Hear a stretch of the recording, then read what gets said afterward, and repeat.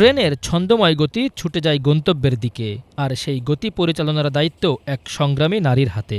নানা প্রতিকূলতাকে উপেক্ষা করে ট্রেন চালক হিসেবে কাজ করে যাচ্ছেন ফরিদা আক্তার। তার সাহসিকতা আর আত্মবিশ্বাসে মুগ্ধ রেল বিভাগের কর্মকর্তা থেকে শুরু করে সাধারণ যাত্রীরাও। লালমনিরহাট রেল স্টেশনে নতুন অধ্যায়ের সূচনা করেছেন ফরিদা। 4 সন্তানের মা তিনি। তবে জীবনের প্রয়োজনে বেছে নিয়েছেন ট্রেন চালানোর মতো চ্যালেঞ্জিং পেশা। প্রথমে ভয় পেলেও এখন এক স্টেশন থেকে অন্য স্টেশনে ছুটে চলার এই কাজটিকে আপন করে নিয়েছেন তিনি। 9/9/2014 সালে প্রথম রেল বিভাগের সঙ্গে আমি যুক্ত হয়েছি। আমি চ্যালেঞ্জ ধরতে চাই এবং সেই চ্যালেঞ্জকে জিততে চাই। এটা হচ্ছে আমার ছোটবেলা থেকে ইচ্ছা। তা আমি দেখলাম যে এই ALM গ্রেড 2 এটা একটা চ্যালেঞ্জিং পেশা, মেয়েদের জন্য চ্যালেঞ্জিং। মানে মেয়েরা যে পারবে এটা আসলে যদি পরিবার থেকে তারা সাপোর্ট পায় এবং মানে তার যে সহযোগী আছে, আমাদের ইভেন সিনিয়র যারা ALM আছে, তারপর DME স্যার আছে, লোকো ফোরম্যান স্যার আছে, আমাদের নেতারা যারা আমাদেরকে উৎসাহ দিছে, অনুপ্রাণিত করছে যে এরকম একটা চ্যালেঞ্জিং পেশায় আসলে নারী ALM হিসেবে আমি মনে করব এই চ্যালেঞ্জটাকে গ্রহণ করা মেয়েদের জন্য খুব টাফ ব্যাপার, বুঝছেন? কারণ আমি চ্যালেঞ্জটা গ্রহণ করলাম কিন্তু আমি কোর্টে দেখাইতে পারলাম না, তাহলে এটা আমার ব্যর্থতা। আমি ব্যর্থতা চাই না, আমি জিততে চাই। নারী হওয়ায় তাকে প্রতিনিয়ত মুখোমুখি হতে হয় নানান সমস্যার, কিন্তু কখনো দমে যাননি তিনি। ট্রেনের যান্ত্রিক ত্রুটি হলে নিজ হাতেই তা সমাধান করার সাহসও দেখান ফরিদা। তার এই সাহসিকতা ও পেশাদারিত্বে মুগ্ধ রেল কর্তৃপক্ষ। আমি যখন অন ডিউটি করি তখন আমার মাথার সেন্সে কাজ করে আমার পিছনে অনেক যাত্রী আছে, তাদেরকে নিরাপদে ঘরে পৌঁছায় দেওয়া, এটা হচ্ছে আমার প্রথম কাজ একদম নাগরিক হিসেবে। তো আমি সেটাই করি। আর কে কি বললো, কে আমাকে নিয়ে কি মন্তব্য করলো, আমার সেটা দেখার বিষয় না, আমি আমার কাজে বেশি মনোযোগী হই। পরিবারটা একজন নারীর জন্য অনেক ফেভার করে।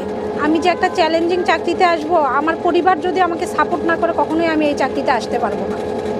আমার 4টা বাচ্চা, 2টা মেয়ে 2টা ছেলে। জানে অটোমেটিক যে আমার মা একটা চ্যালেঞ্জিং পেশায় চাকরি করে, সে এই সময় বের হয়ে যায়, এই সময় আসে, ওদেরও মন মানসিকতা ওরকম হয়ে গেছে যে আসবে। কিন্তু আমাদের যাওয়ার পথে যেমন থাকা খাওয়ার একটা সমস্যা, যে হোল্ড করার একটা জায়গা নাই, আমি কোথায় হোল্ড করব? এটা মেয়ে মানুষ হিসেবে সমস্যা।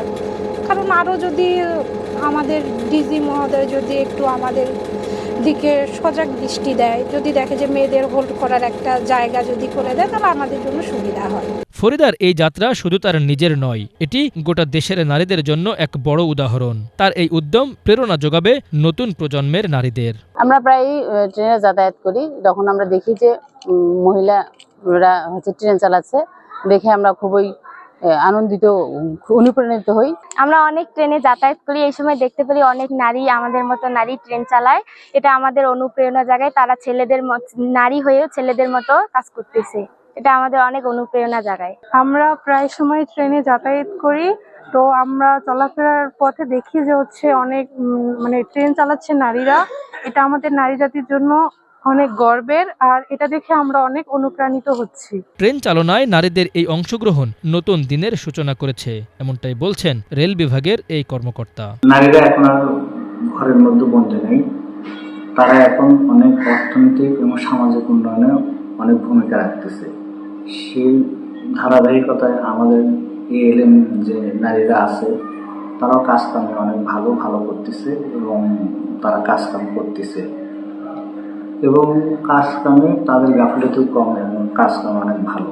তারা দিনের বেলা ট্রেনিং করে শুধু কাজ করে, রাতে তাদেরকে দেওয়া হয় না। ফরিদার মতো নারীরা দেখিয়ে দিচ্ছেন কোনো পেশায় তাদের জন্য অসম্ভব নয়। সাহস, অধ্যাবসায় আর আত্মবিশ্বাস থাকলে প্রতিটি বাধা জয় করা সম্ভব। Banglavision news desk.